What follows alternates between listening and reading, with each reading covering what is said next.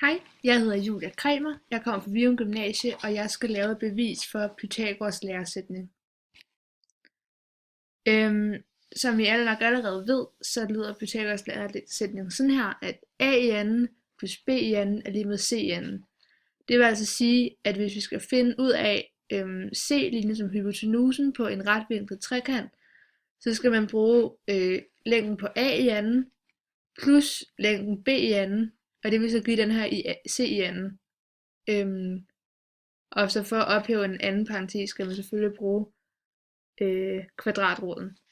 Så det er sådan, at man kan finde en linje, og man kan så også bytte rundt, altså sådan omformulere den her, så det er sådan, så man for eksempel kan finde den her linje eller den her linje. For at bevise den her formel, der skal vi altså bruge 4 af de her ens retvinklede trekanter, som vi ser her, og dem skal man så sætte op i forlængelse af hinanden.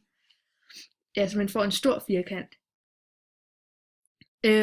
Og det vi starter allerførst med, det er at finde arealet af den helt store trekant, eller firkant hedder det. Det er den her ude. Og arealet for en firkant, det er jo højde gange grundlinje. Så det vil også sige, at det er højden, det er den her, gange grundlinjen her. Det giver altså a plus b, fordi det er a her, plus b, det er grundlinjen, gange a plus b igen, fordi at højden, det er også af a, som vi ser her, plus b, som vi ser her.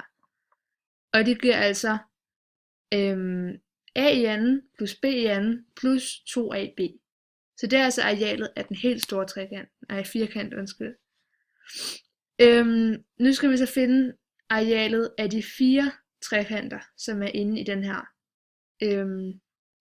firkant. Altså 1, 2, 3, 4.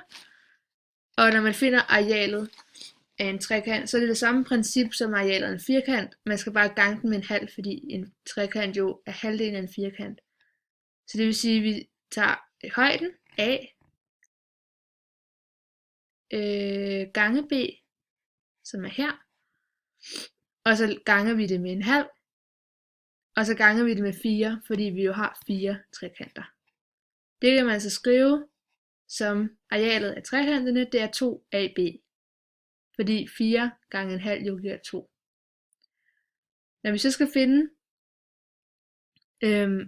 arealet af den lille firkant herinde, så siger vi, at det er grundlinjen. Det er så den her, den er lidt sidelæns. C gange C. Så det er altså, som står her, C gange C, eller C i anden. Og nu kommer vi lige ud på et lille sidespor, fordi vi ved, for at bevise, at det her inde, det faktisk er en firkant, så kan man se, at inde i en, altså vinkelsummen af en normal trekant, den er jo 180 grader. Og vi ved, at i en af vores trekanter her, der er den ene, det er jo en retvinklet trekant, så den ene vinkel her, den er 90 grader. Og på grund af vinkelsummen er 180 grader, som jeg ser her, så kan vi også opstille en formel, der hedder 180 grader er lige med 90 grader, som jo er den her vinkel hernede, plus store A plus store B. Og store A, det er altså den her vinkel hernede, plus store B, som er den her vinkel hernede, eller heroppe. Så kan vi så også lige omrokere lidt på den, så det er 180 grader minus 90 grader er lige med AB. Og det vil altså sige, at store A grad plus store B grad, det er 90.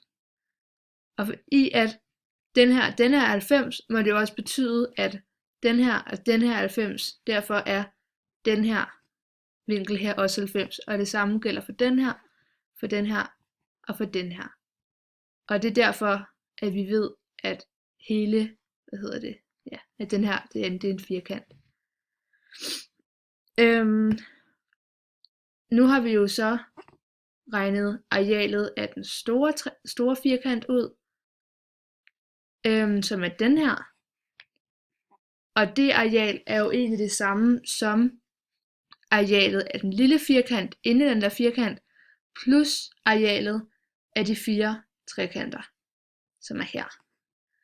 Så når de er lige med, så kan vi jo, altså det er jo det samme, så vi kan jo stille dem lige med hinanden. Og derfor giver det, vi jo se, at vi har 2AB her og 2AB her, så den kan vi bare sløjfe. Og så står der til sidst, A i anden plus B i anden er lige med C i anden. Så det er derfor, at den sætning hedder det. Tak.